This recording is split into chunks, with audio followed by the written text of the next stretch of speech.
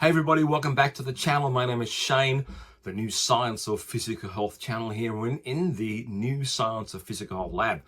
And the animation that you see on the screen is very much lab orientated today. My software team has put together we're really upping our game, as it were, as we put together this brand new project that I'm working on called Longevity Builder. So for those of you who haven't met me before, I've been teaching health and physical education in schools for now, close to 40, or just on 40 years this year. And I've had an audio podcast that's been going for about 4 years now, where I've interviewed a series of PhDs in different disciplines who are research PhDs and also practicing doctors in cardiology, exercise physiology, molecular medicine, vascular medicine, public health, a whole lot of areas. What we're going to do today is this. The title on the thumbnail, Radically Extend Your Life. That's a bold statement, isn't it?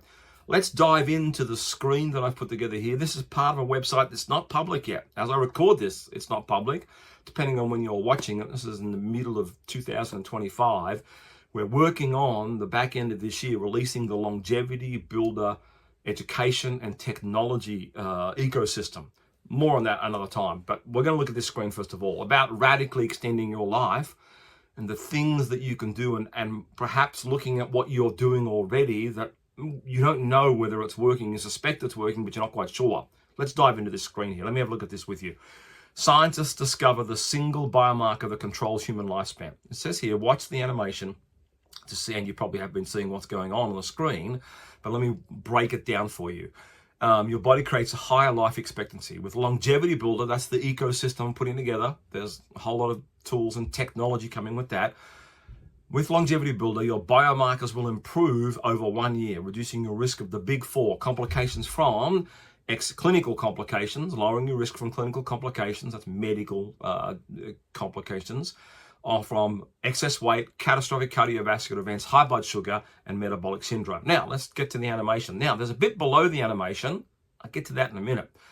Life expectancy gains. Watch as the line goes along from 0 days to 90 days to 80 days to 365 days. As you use the Longevity Builder program, you start at day 0.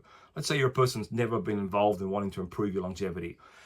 After 90 days, an increase of 3 years life expectancy, a 6-year life expectancy halfway through the year, and a 10-year life expectancy towards the end of the back end of the year. So we've got male and female animation. So the goal is, and this is more for, it's not exactly accurate from a scientific point of view, but the animation is showing you as you change your body internally from using the Longevity Builder ecosystem and this single biomarker that I'm going to talk about just as we get towards the back end over here. I want to show you, before I get to the biomarker, I'll scroll down to below this animation. And what you're going to see here is the same line. But watch this. Let's now get down to below the image, because when this website goes live, because not live as I'm recording it, look at the screen where it says you at the start. Your VO2 max, that's the single biomarker that we're talking about, is, let's say it's 28. You may be a person. See, what I'm encouraging people to do with this channel is I may be attracting some people who are like me. They're already on the road to improving their longevity. So if I go just back up before we go through the rest of that data just there, the scientists discover the single biomarker that controls human lifespan. Now, a lot of people who are right into all of the YouTubers, the doctors, the Medicine 3.0. If you don't know what this is all about, Medicine 3.0. If you don't know who Huberman Lab is, if you don't know who David Sinclair, Dr. David Sinclair is from Harvard, an Australian, if you don't know, like me, if you don't know who Dr. Peter Attia is, then you're new to this area. If you do, you're going to look at, if you do know all those people, you're looking at this area and go, yeah, I know VO2 max is the single most critical factor that we know about from a health perspective that can improve our lifespan. But for a lot of people who turn up to this channel, they don't even know what oxygen efficiency score actually means, your volume of oxygen uptake. This episode is not for that. Let's continue to look at our life expectancy gains if you improve this single biomarker, because what you're about to see is the data that happened to me from when I started with the Longevity Builder program to where I am today, 9 months out from being 60 years of age. So My VO2 max about nearly 2 years ago was 28 milliliters per kilogram per minute. My oxygen efficiency score. My blood pressure wasn't this high, but a lot of people have high blood pressure. LDL cholesterol, depending on what country you're in. If you're living in the United States and watching this particular video, you might have LDL cholesterol, low density lipoprotein, 160 milligrams per deciliter. In Australia, that means 4.1 millimoles per liter. That's too high.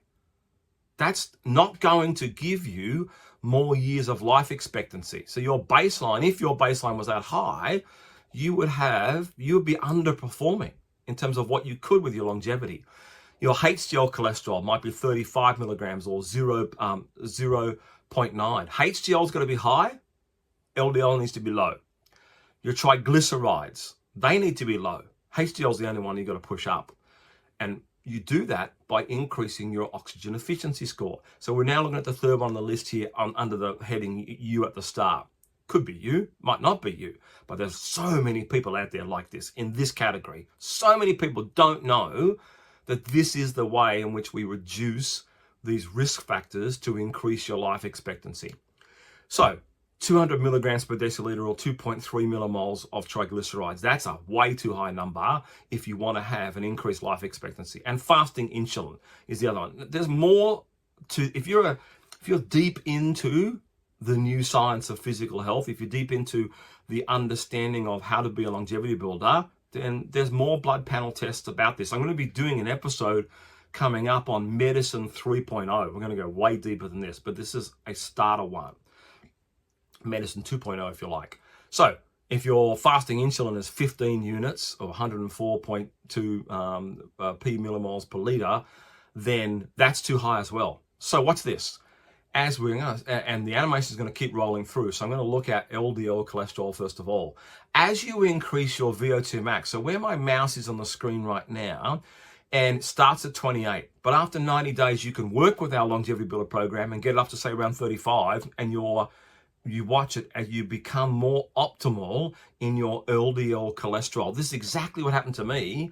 I've got my LDL cholesterol starting somewhere, I think it was 4.1, it was around in the 3s, which is way too high.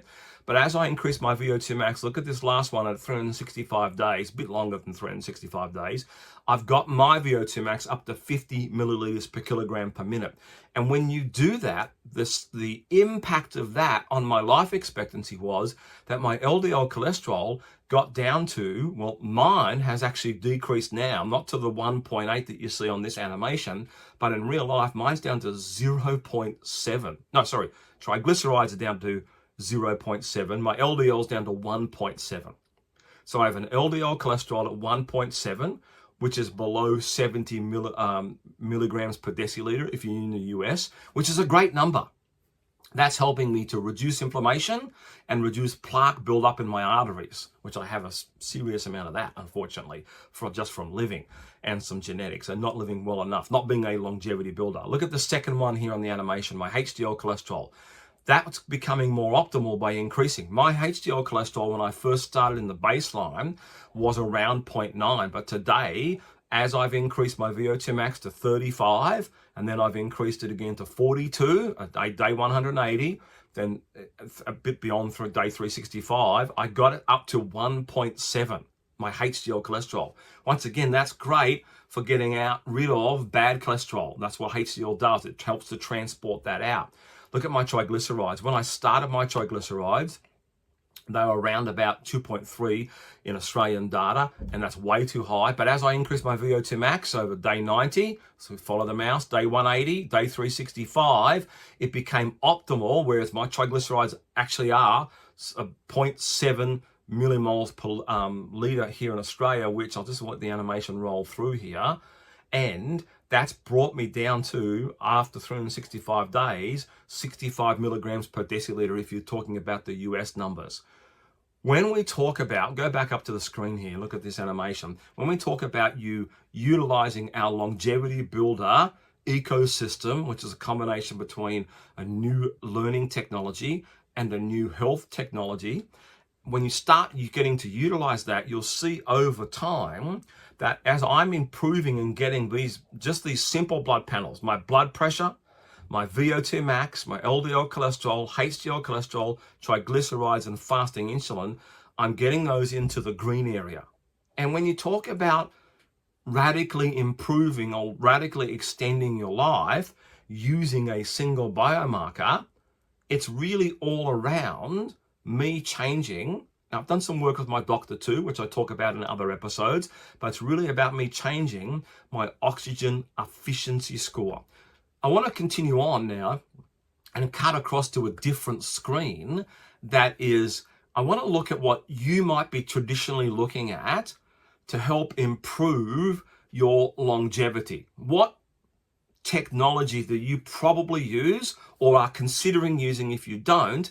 And I want to bring into light some of the deficiencies that I've seen and all of the different people that I've spoken with on my audio podcast over the last 4 years, particularly one doctor from Raleigh in North Carolina, who's an expert in looking at data that we use in our wearable fitness technology that we think is making an improvement in our life expectancy. We think it is helping us, but my observation is, and the people I've spoken to, may not necessarily be helping us.